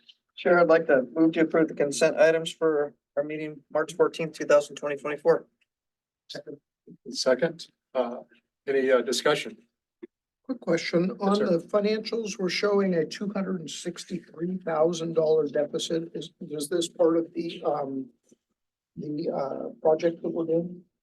On the, for the general fund reserves. Fiscal year to date on the general fund? Yeah, so there is as we're working through some of the transitions, we're finding that there are invoices that would be good for us to invoice and send, so we can be recovering some of those items. There's a component of that is incorporated in that, yes. So as part of the project that we're doing, or just in general? Well, you're looking at the total revenues received, that deficiency there, right? Yeah, so if you look at, the bottom box under, the blue category, which is fiscal year to date, we're almost $264,000 in deficit for this fiscal year at the moment. And that kind of caught my attention. And so I was like, well, is this based on, that we're already making expenditures for this capital outlay, or is this something else? Is kind of where I'm going. Yeah, I believe that is from more, not so much the expenditures for the source, but more the closing of the enterprise fund. But I'm not sure if, Christina, if you have more insight deeper than I could offer. I'm looking to see if the shortfall is in revenue or just elevated expenses. And it looks like it's more on the elevated expenses side. So I don't have a good firm understanding of how every month works throughout the year. So I don't know if our expenses will slow down in these last 3 months of this fiscal year or not. So I would need to look into that further and do the Friday update email with that as well. Okay. Well, Yes. it looks like, if I'm looking at it, it looks like it's mostly because the federal and state revenues year to date, it's only about a third of what we're budgeting for the total fiscal year. Is that right? It will- Even though we're 2/3 of the way Right. through the I year. will tell you, we are behind on some of that invoicing, so internally, and that was because of some of the staff transitions. So I do know that we have some invoicing that we need to do that we just haven't done yet. So, and it will get done before the end of the fiscal year. So that was that component up here of the revenues that I was getting at, but as far as the expenditures, we'll have to explore that deeper. You expect to have about $600,000 or so in revenues, right? If we're 2/3 of the way through the year and it's only 320, 526. Right. And that's So- because we have not invoiced two of our revenue sources, so. But we will. I identified that as soon as I got here. I said, how come we don't have any income on these two line items? And it was because we hadn't invoiced on them. So we're pulling that together as we speak, so. Thank you. Mike, you okay approving? Yeah. Are there any other questions, comments on the consent calendar? It's been moved in second. All in favor of approval of the consent calendar, say aye. Aye. All opposed? Okay, passes. Thank you. Next item on the agenda is to appoint an acting director of El Rapa. As you know, Susanna was appointed by the board as interim. She's on an extended medical leave and probably will not be returning until perhaps the June timeframe. And I put this on the agenda because it occurred to me that we do not have someone that the board has formally appointed as acting to be able to execute any binding documents for the agency, whether it's grant applications or signing permits, those kind of things. And so it seemed prudent to me that the board may want to consider appointing an acting director until such time as either we select and is on board, a permit director or the interim director retires.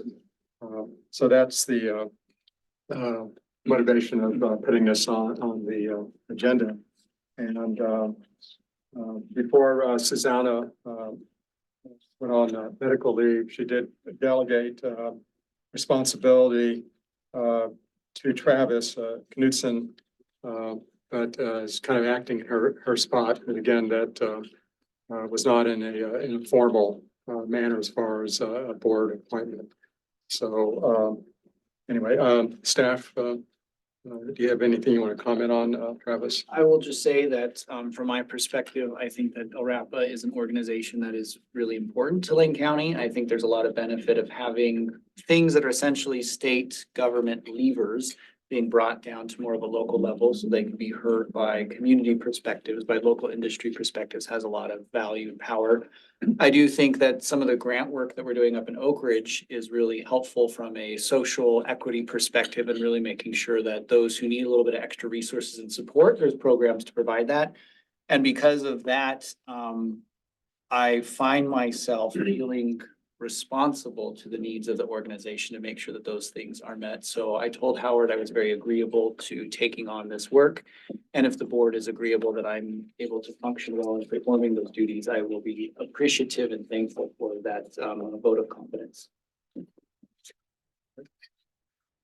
Ask a quick question, and this is kind of related to actually the next agenda item, which is around negotiating a wage. And I guess that's, and I bring it up now because if that's a consideration about taking the position or not, then I think it's worthy of having a conversation about. But wouldn't we normally just pay the same wages and benefits for an acting capacity as the person who held that position? It's possible. I put it as a separate line item, and we can have that discussion. Brian, do you have a? I mean, that's what with Susanna was the, kind of what we did, but Yeah. we can talk about it next agenda item. I think it's talking about from the current wage to that wage, not necessarily a third. Oh, I would just automatically assume if you're working in that position, you're getting that Yeah. wage. Yeah, I guess I'd feel comfortable just for the board making that decisions. Okay. But Howard, Travis is entirely capable of, as he's proven already, of being the acting director. Will it cause any conflicts in the hiring process at all if we do that? I don't perceive that it will. Yeah, just want to make sure that Yeah. we don't disadvantage anybody or anything. Absolutely not. Okay. Well, So I guess I'd entertain a motion. I will move that we appoint Travis Knudsen as our acting director. Second. It's been moved in second. Thank you. Is there any further discussion? Well, hearing none, we'll vote. All in favor of appointing Travis Knudsen as acting director of LRAP, say aye. Aye. All opposed? Congratulations. Thank you. It's been a lot of work and I know there'll be a lot more of it, but Yeah. I feel like I'm here for it. So. Don't spread it all in one place. It's always one of those, be careful what you ask for. Okay, the next item on the agenda is with regard to acting director's compensation. And I just threw it out there as to, I know that under Chair Bryan's tenure that when the board appointed Susanna, automatically that her compensation increased to reflect what the previous director was making. And I thought it'd be prudent just to have the board weigh in on that. I mean, if the board's comfortable with proceeding that way, that's fine. If you want to do something else, that's okay too. So open it up for board discussion or, entertain a motion or, whatever you'd like to do. I move that we pay our acting director the same wages as our full-time director would be getting. Second that. Okay, moved in second. Is there any discussion, comments, questions? Okay, so, yeah, I do have a question. Would that be effective, the date of the appointment? Yes. Oh, so Retroactively? Sure, I would assume. So maybe- retroactively to the date that, Of delegation or of appointment? right, that's what- Yeah. Yes, suggest your motion. So I would actually, I'll amend my motion, to make it retroactive to when Susanna placed Travis as acting in capacity. I'll second that. Okay. Okay, and that was, I don't remember the exact. 23rd. Okay, March 20, so, yeah, it's not that much more. Okay, and, so it's my understanding that, your compensation would be, what the interim director was making. Okay, all right. Is there, further discussion? Hearing none, all in favor of the motion, say aye. All opposed? Great, thank you.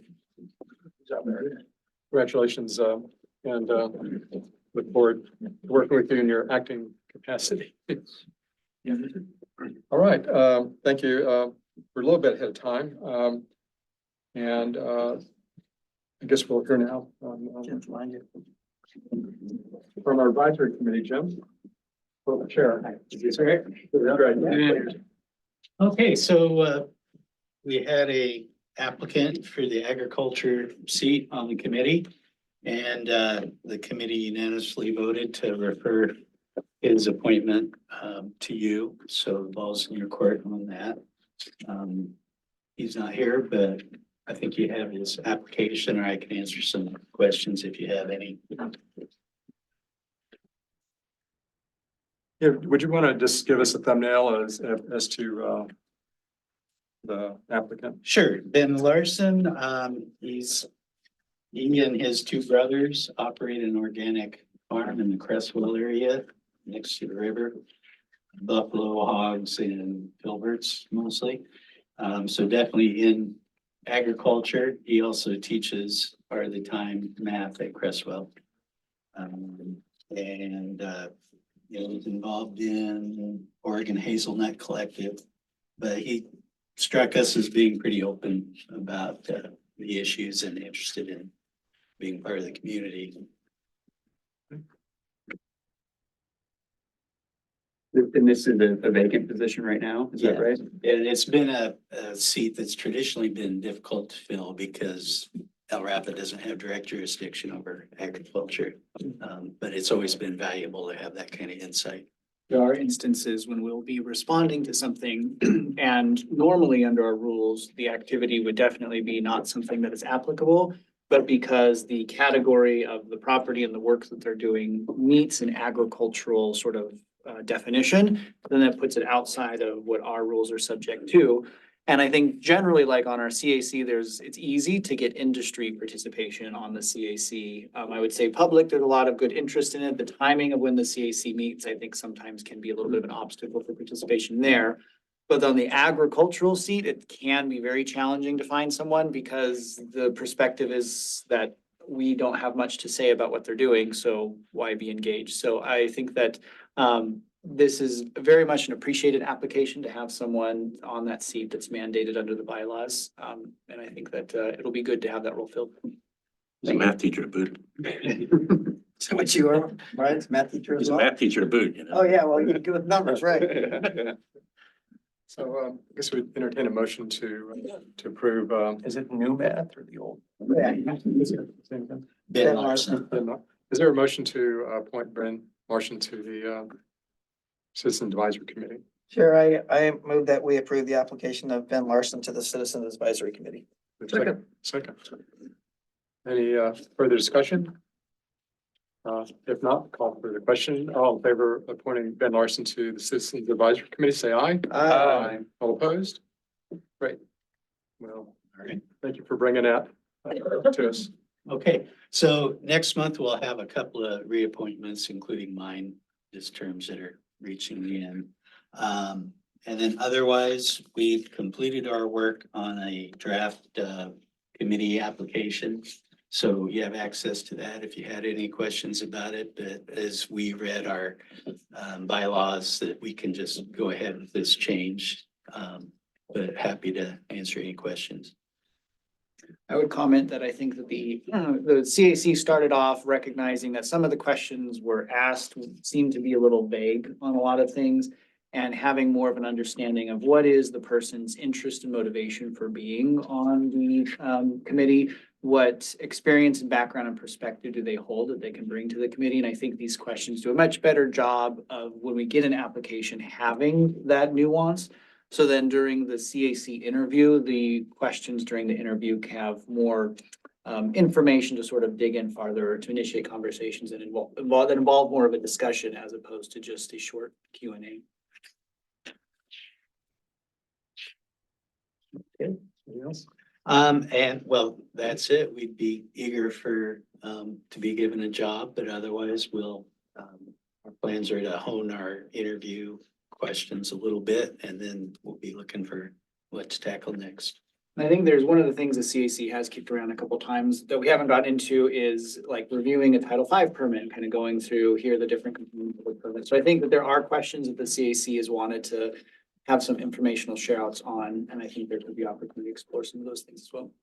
That's a topic I've been keeping in my back pocket for when we have a slow time, so that may be coming. And maybe when the board has a little bit of a slower time, we can do some brainstorming as identifying some areas that we could use the advisory committee's assistance on. But, Sure. Just because we haven't given you a job lately doesn't mean that we don't appreciate Oh. everybody being on that, you know, because it is valuable to, of course, to the organization. So appreciate it. Yes. I did just notice Yeah, that Ben just is, pop Ben is in. in here online. Should I? Okay. If you click on up there that allow a talk, actually I've learned you don't have to promote it. Oh, you don't? You can just do the allow a talk and he will be able to Oh. turn his camera on too if he wishes. You are allowed to talk. We grant you permission. Hi, y'all. Hello. Welcome, Ben, and thank you very much for volunteering to be on the Citizens Advisory Committee. We look forward to meeting you as well as your participation. And anyway, again, thank you very much. Yeah, thank you. Appreciate it. Okay. Thanks, Ben. All right, thank you, Jim. Next item on the agenda is the air quality public hearing. That is scheduled for 12:45. And so my understanding is that since it's a public hearing that we need to start it at 12:45. So what I suggest is we have about it's 12:35 now. Why don't we take a 10-minute break? And or we could talk about some of these other topics, I guess. You want to do that? Okay, let's do that. Let's talk about the budget committee application process. Travis, do you want to? Yeah, so this, in the staff report, it goes through some of the updates of things that have changed. This year, we have 3 vacancies on the budget application. And it has been challenging to fill those positions, and find some volunteers willing to give us some of their time and effort. One of the items that we recently done at the direction from Howard, we had a public member reach out to me and expressed interest in wanting to join the budget committee. We didn't have an identified way of receiving their interest and their information to judge their expertise in being on that committee. And I didn't want to provide just board members' personal information of saying, hey, reach out and call these people on the blue. So what came out of that is a application process on our website. So we now have a new webpage that with all of our budget committee information, there's a button that people can follow that say apply for the budget committee. A few questions, which if you follow that link, they go through.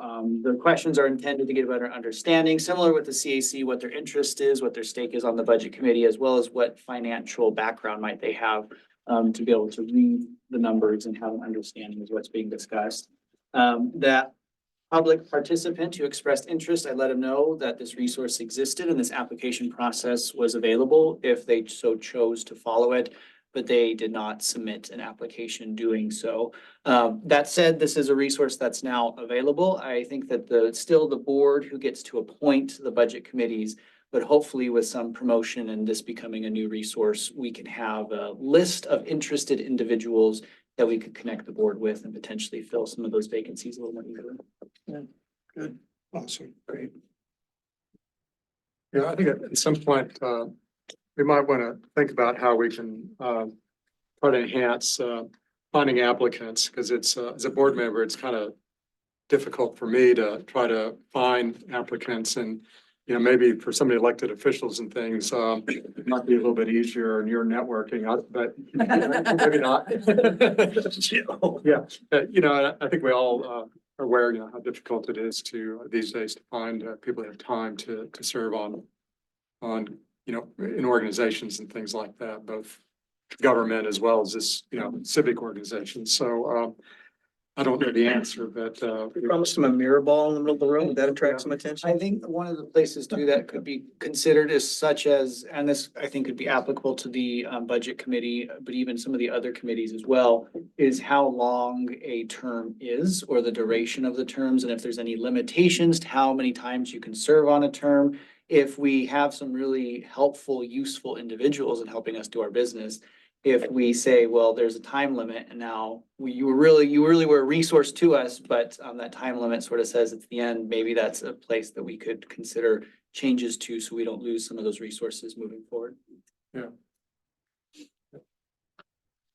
Okay, Sounds good. anything else on that topic? Okay, moving on, service recognition. So Kelly is not here in the room with us, and she is not joined with us online. But Kelly Conlon is a permit writer who has been with us for 13 years. She started, then sort of went and was a teacher for a little while, and then she came back. She is retiring at the end of April. And so we're really excited and want to wish Kelly congratulations. We have this that I would like to have Howard you to sign, and I'll sign it so we can give that to her. There is more of a sort of bigger thing that we will be presenting to Kelly as well on her final day.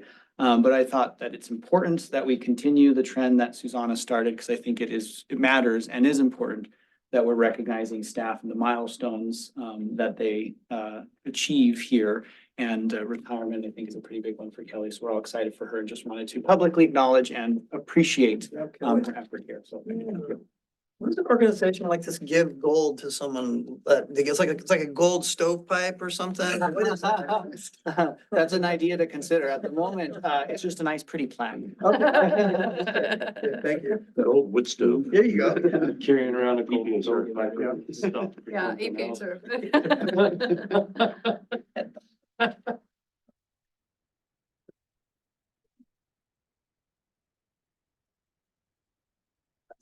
Well, please convey, to Kelly on behalf of the board, appreciation for her service to El Rapa, and I'm sure she'll be missed. And wish her well in retirement. It is always challenging when you have people who you develop a camaraderie with and a relationship with, and when there's a transition happens. But this, I think, is a real positive one. So happy about that. Very good. Okay,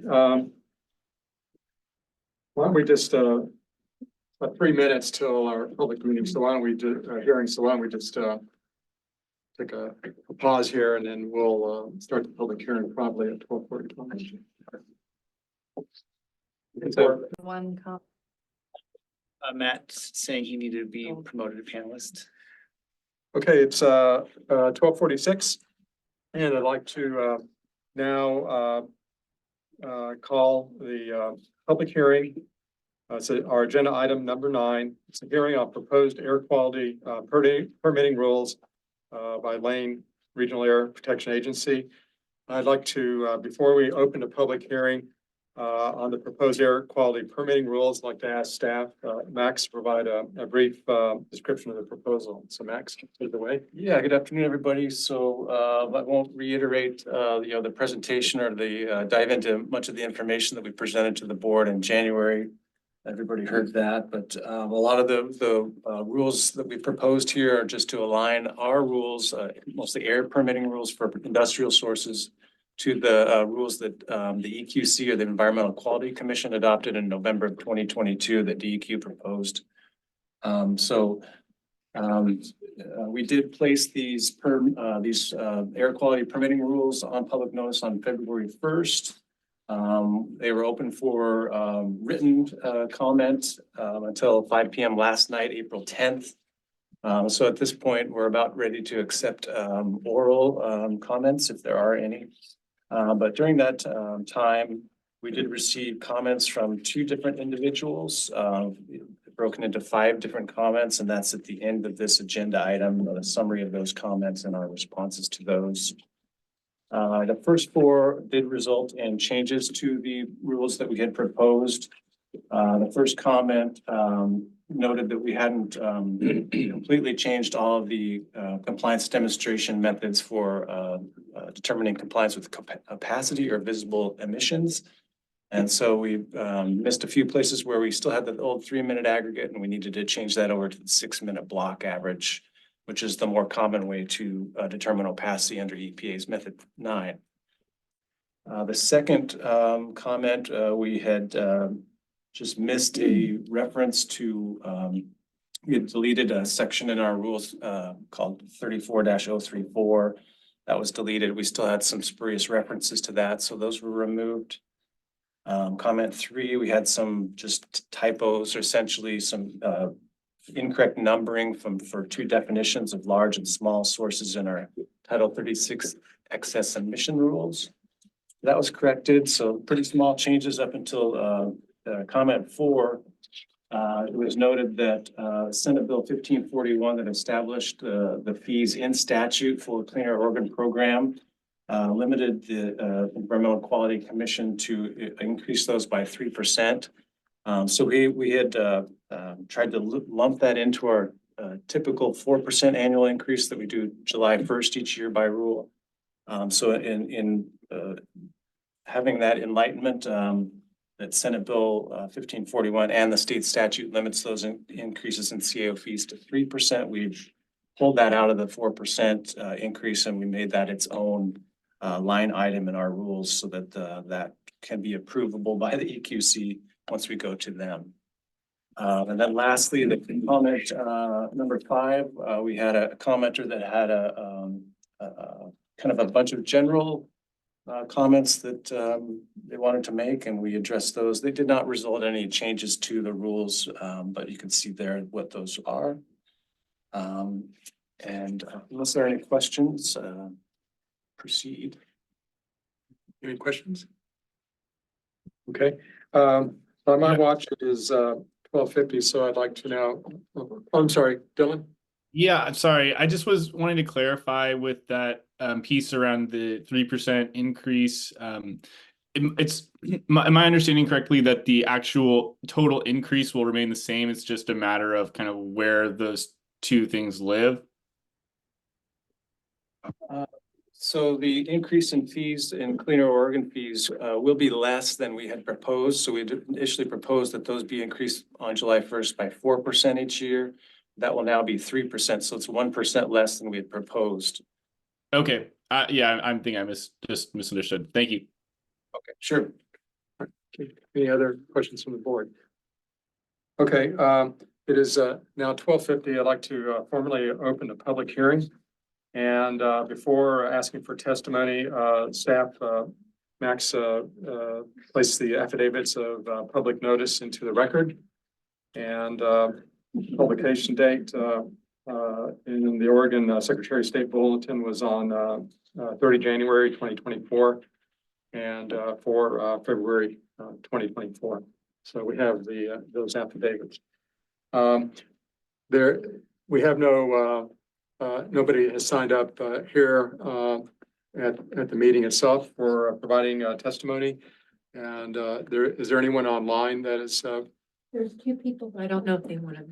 Okay, so if there's anyone online that would like to present testimony, Just go ahead and raise your hand. So David hand. Vanderhagen and then Karen Chavez. If either of you would like to submit oral testimony here on the public hearing, please use the raise my hand feature on Zoom so we can indicate that you would like to speak, and we will provide you that opportunity to do so. We'll give it a minute or 2 to see if the hand goes up, and that will be indication to us that you're just present, not looking to comment or provide any oral comment at this point.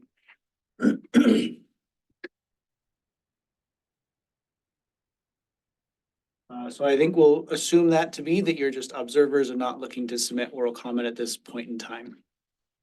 Okay, thank you. So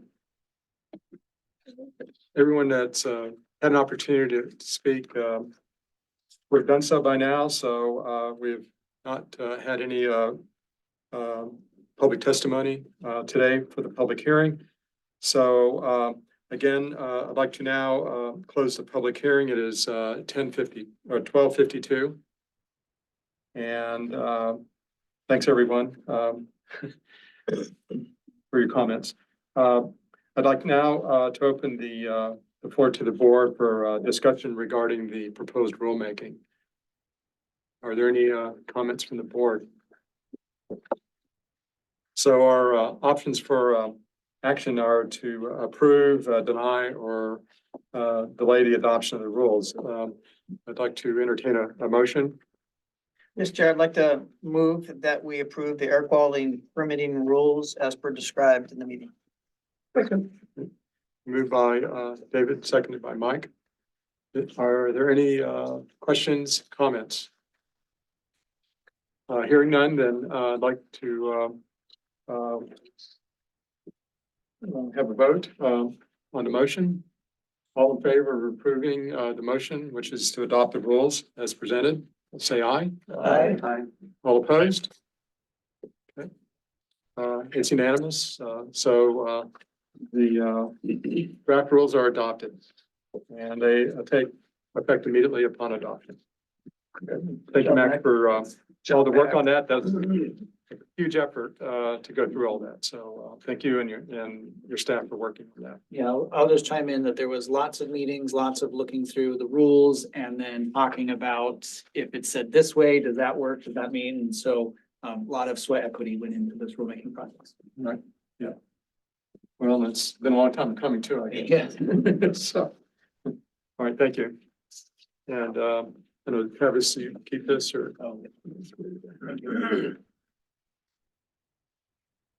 Okay, let's see, I think we were at director's report.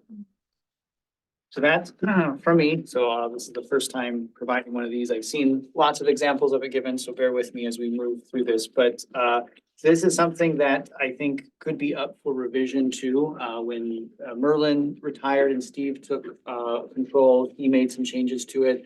Then when Susanna was the person who was giving these director's reports, she had some influence on how the information was presented as well.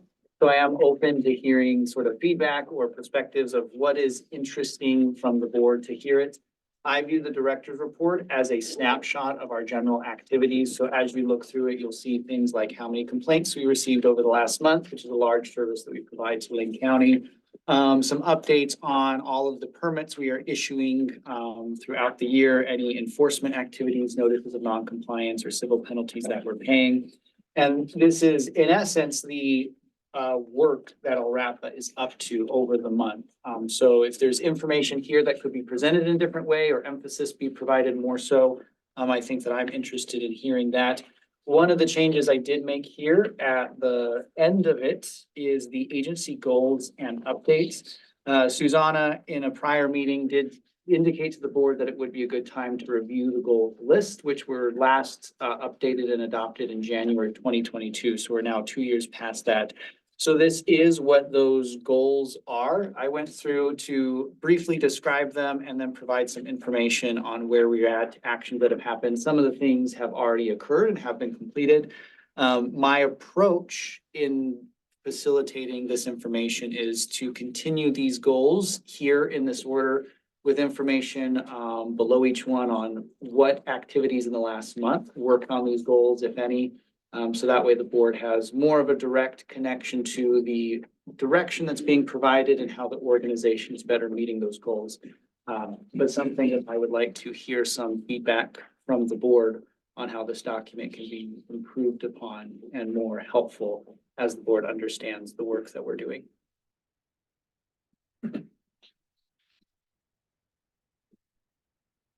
And also we'll fill out the upcoming board items to be a complete year on there.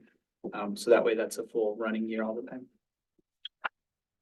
I guess the only comment I would make is, you know, I actually really liked seeing the list of who had violated, you know, the rules. And not necessarily so much in the, individual basis, but like when we had all of the petroleum folks that were going months if not years without, you know, getting up to date.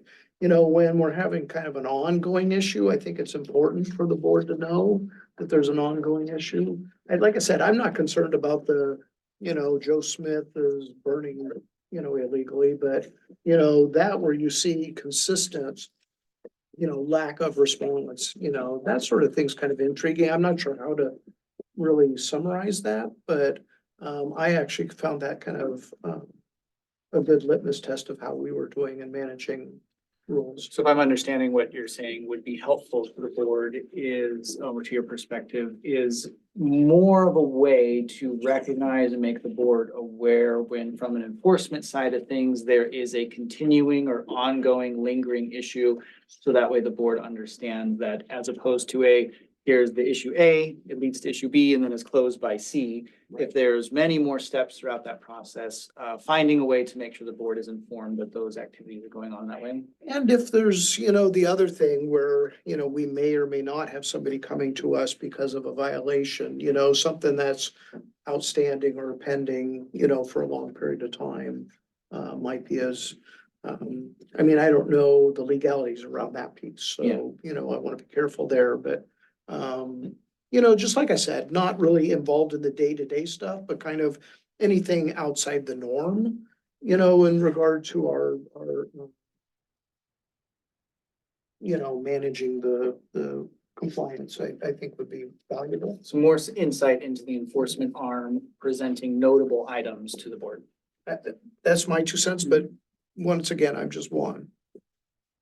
I'd like to see that. I think the other thing, I'd like to, maybe if staff could just take a look at, you know, I think the data are there is last few years, you know, what has been the majority or what are the top area categories of violations?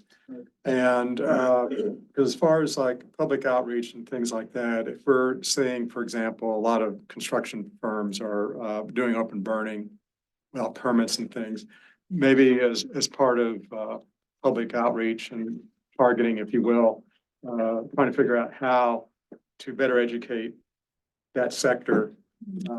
That here are the rules so that, you know, they're not going to be subject to enforcement actions and penalties and all that. So try to be a little bit, you know, proactive. Yeah, but recognizing that if there's an ongoing issue that's ongoing enough, perhaps that's where the public Yes. education side of thing could be helpful to minimize those instances where interventions needed. Yeah, 'cause I mean, I know there's not all construction firms are like, you know, Association of General Contractors, but you know, there are those kinds of organizations out there that maybe be valuable for ORAPA staff to reach out to. This, you know, for public, for their education, so. Just a thought. Yeah, this is feedback that I appreciate and will consider, and then the next one will probably have some modifications to try to meet some of that feedback. Personally, I'd just like to see a successor too. I mean, I like the fact the last time when we reported back on the green burning that we allowed after the ice storm, that when the data came back, none of our air qualities went up. I thought that was really great because that was a real concern when we decided to do that. So just some of the victories would be great to kind of like, you know, take a lap around the conference table with. The board took an action here at this time for this need. And then some point in the future, looping back to that and saying, here's the outcome of the action that the board took, so you can have a better understanding of the good, the bad, and the ugly of it. Yeah, that'd be great. Well, that's it for the director's report from the one to go over. Any comments, suggestions? And by all means, if you think of something after the meeting, you know, please pass them on to Travis and because you know it's a report to us as a board, and you know we would like to make sure that we give Travis feedback and also make sure that he and RIPA staff are providing the information that we need in our role. So And another thing that'd be great. function of this is this does go on our website. We have a place where we post all the director's reports. So this is a more visible public facing document that people can get right to on our website as well. So that's another component in your thoughts as well, that the board is saying this, but it's also publicly available for anybody who's interested in what information might be useful or interesting to them as well. Just kind of on the topic of goals and things, I know in the past, we've kicked around the idea of kind of a board work session where separate from our, or it could be part of our regular monthly meeting or a separate meeting, but where we could talk about, identifying some goals and objectives for the agency. We've had a little bit of, turmoil the last year or so. And so I think that's kind of prevented us from trying to focus on that, but It's ever since I got here. what's that? Since ever since I got here. I know, it's your fault. It's been going crazy. It's your fault. I have to talk to Fish and Erie about that. Who, by the way, fortunately, he's not zoomed in, is in Mexico. Probably, in a bathing suit, which is an image in itself, sipping on doing tequila shooters. I think he went down to look at the eclipse, but anyway, so he got you appointed, so we'll have to talk to you about that. I'll make it for a story long, but anyway, I just throw that out there too. If we're interested in trying to do a work session, that, or at least take an hour of a meeting or something like that to maybe update this list or come up with some new things. I think, there might be some value in that. Might wait till we have a new director on. Yeah, we have a new director on board. Good, kind of bringing on that new director activity, I think. Yeah, absolutely. Chair, I just want to say, I think it'd be time well spent. I think it looks like it had been in place since 2022, a couple of years, and I would be all in favor of spending some time to update them thoughtfully. All right. So we'll plan to do that as soon as we get a permanent director on board. As a potential just thought, I'll chime in. Typically, the board does not meet in August because there's a lot of vacations and challenges there. But if it turns out that people are still around and available and there's interest to just kind of have an August meeting anyway to go over these things, I think that could be a great opportunity. Okay. All right, we'll I've been saying that a lot. Typically, the board doesn't meet in November, December, May. We appreciate all the time that we have. Thank you. I am out of town that meeting. Yeah. I thought so. We'll find time. Yeah, anyway, we'll I won't be. yeah, we'll explore that and see what we can come up with. So, all right, thank you. Any other comments on the director's report? Okay. Next item is, we're moving along pretty rapidly here. Good job, Howard. Thank you. Except we do have our executive session. I don't know if we can start that earlier or not. I think so. Okay. I've invited Harris Consulting, who, as you know, the board retained to recruit an executive director, and so I've invited them to brief the board on their results. That was We're on. all right, Marissa and Dennis, you Yeah, on? good afternoon. Good afternoon. And I don't know if you can see us or not. I think we haven't been promoted to video feed, but hopefully you can hear us okay. Can you?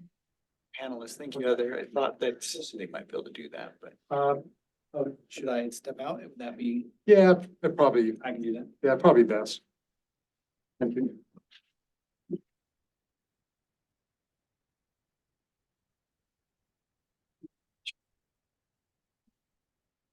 You're muted.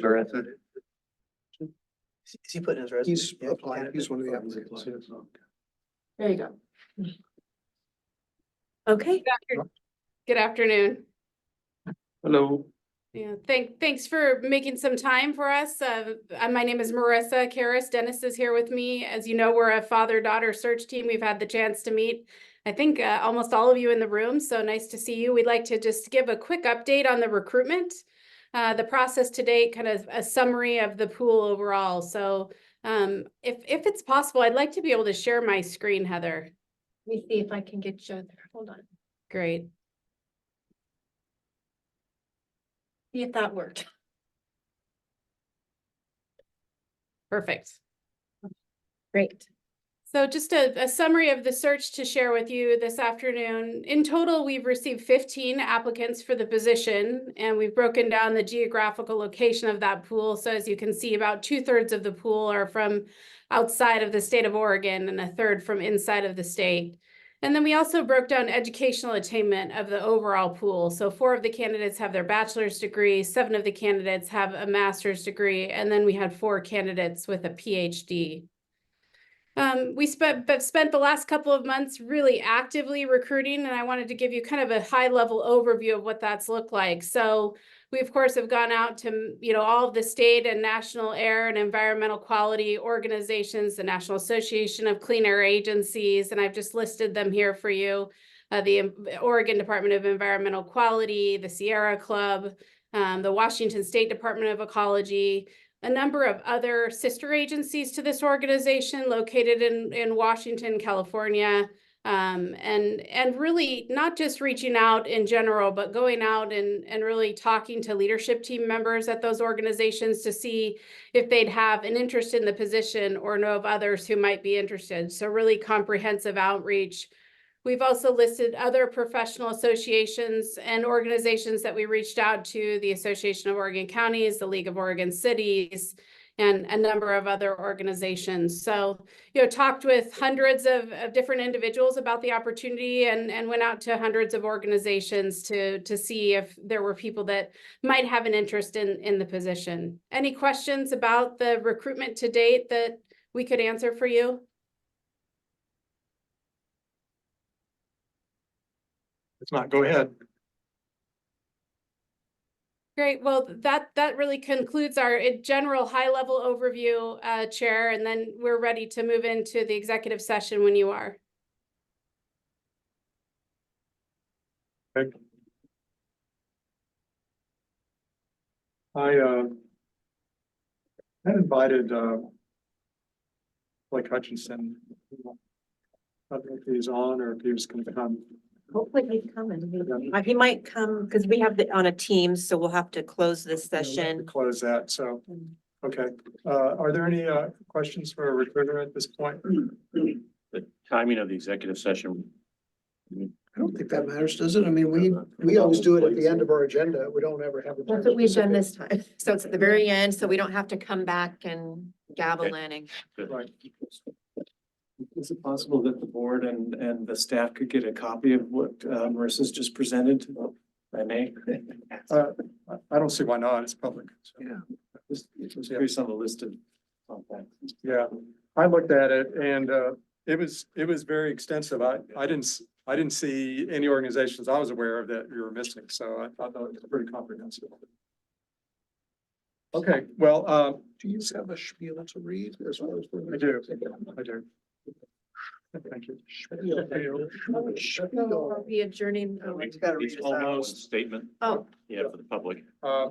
So the executive session is to consider the employment of a public officer, employee, staff member, or individual agent. The Lane Regional Air Protection Agency will now meet in executive session pursuant to ORS 192-.6602A for the purposes of considering the employment of a public officer, employee, staff member, or individual agent. Representatives of the news media and designated staff may attend the executive session. All other members of the audience are asked to leave the room. If any news media are present, please announce yourself and the news media you're representing. I see none. Representatives of the news media are specifically directed to not report on any of the deliberations taking place during the executive session, except to state the general subject of the session as previously announced. No decision will be made in executive session. We'll be going back into. No. No, we will. Okay. So we're going to go into executive session. So Meeting is adjourned. thank you, everybody. Thank Thank Very you. nice to meet everyone. That is well. We'll see you on Teams.